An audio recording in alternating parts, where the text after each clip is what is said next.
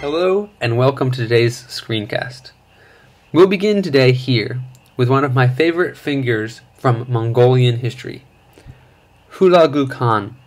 He's the man who managed to conquer the Abbasid dynasty, set up his own khanate in its place, and yet at the same time maintain the Mongolian value of tolerance.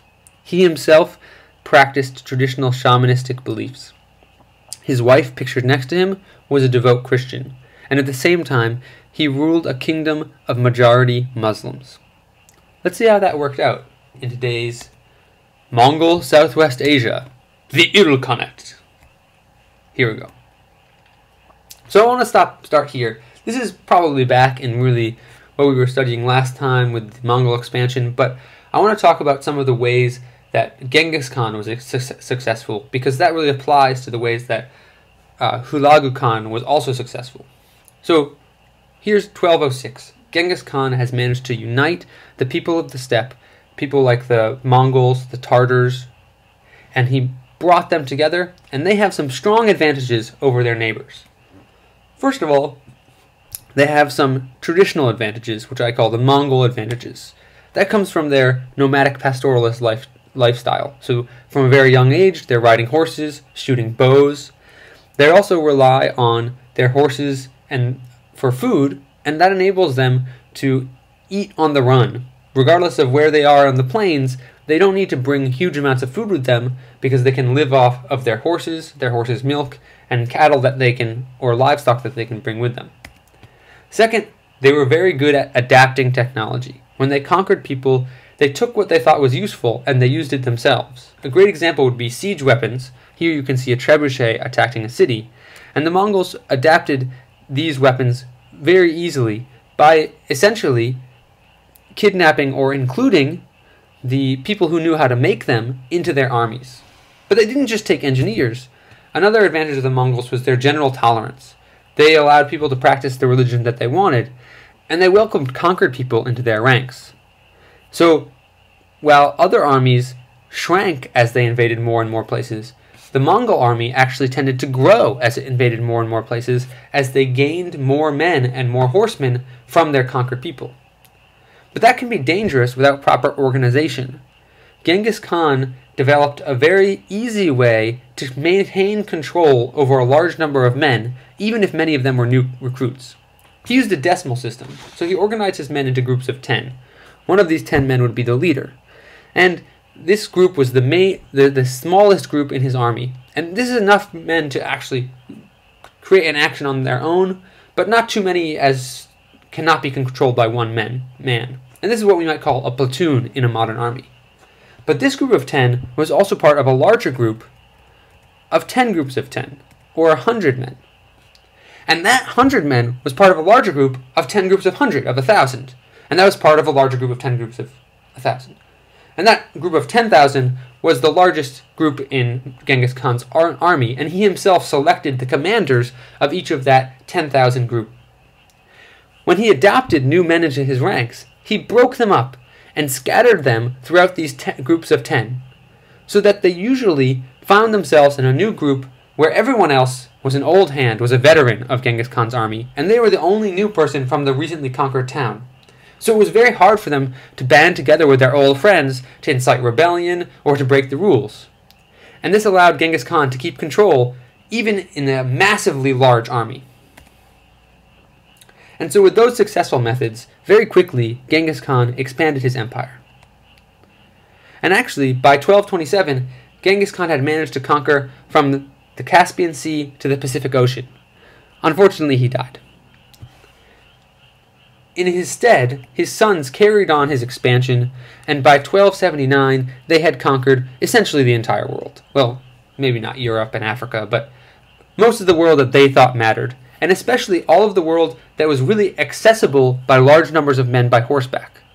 Once you moved into areas like this, there was forest, or jungle, or impassable mountains, or over here there was a slave army that they couldn't beat. That's another story. But after Genghis Khan's death, this large empire was broken into 4 sections. The largest was ruled by his grandson Kublai Khan, and it was called the Yuan dynasty of China.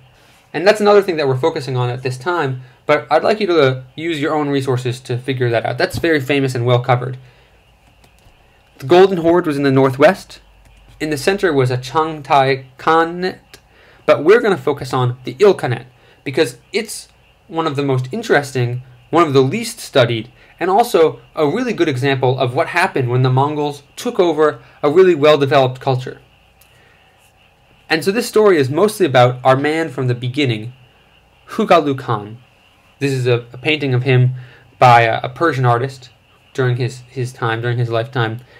And his story shows us what Genghis Khan's grandsons did with Genghis Khan's previous empire. So let's first talk about what was already there before Hulagu showed up. And this is the Abbasid Empire. I'm sure that's familiar to you, with their capital at Baghdad, the round city, very well defended. And this is actually a couple hundred years before the Mongols show up. In those 200 years, this city only got larger.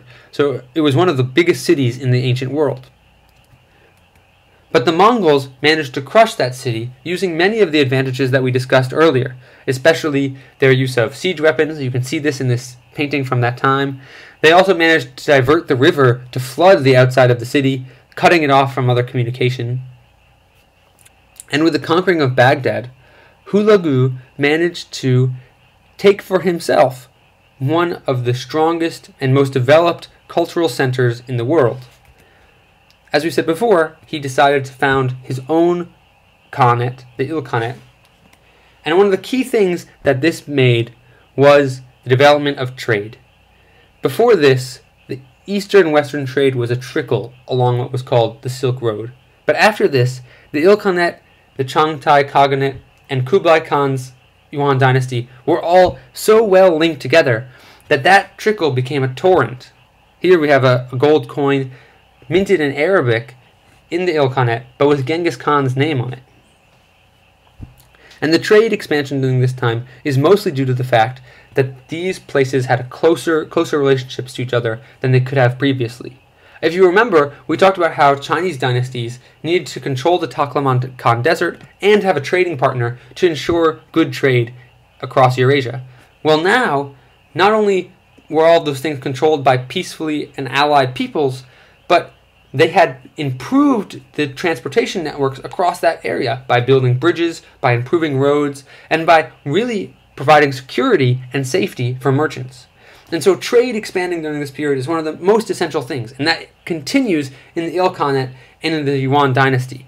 Both of those places relied on that increase of trade for their livelihood. But one of the interesting things that happens here is that the Mongols managed to bring in a lot of their societal and political values, but at the same time, they accept a lot of local cultural values. For instance, within only a few decades after Hulagu's death, the Ilkhans, Hulagu's descendants, accepted Islam as their own faith and as the official faith of the Khanate. So they maintained their identity as Mongols, but they also adopted the Islamic religion. At the same time, the Mongols managed to bring a lot of their societal and political values with them. Things like their strong devotion to meritocracy, to advancing people who had ability, or also their tolerance of many religions. Under the Ilkhanate, even after it accepted Islam as its primary religion, still allowed the practice of other religions. But the main cultural message was syncretism, or possibly even cultural dominance. Here you see a later Ilkhan studying the Quran in what appears to be a very Persian-styled building or tent. You can see this arch is a clear Persian style. Although at the same time, you can also see some continuation of Mongol tradition. This tent looks Persian, but this tent in the background looks distinctively Mongol. So, in a general way, we can say that the Ilkhanate is an example of a conquered people actually adopting the cultural values of the people that they conquered. Although at the same time, it's clear that the Mongols had a big impact on Southwest Asia. I want to end today in a slightly different place, someplace where the Mongols never conquered, but they definitely affected Europe. The Mongols made it into Eastern Europe and actually conquered all comers before retreating in order to deal with some political before retreating in order to deal with some political struggles within the empire. But still, places like Italy benefited greatly from the transition to heightened trade and heightened communication between East and West.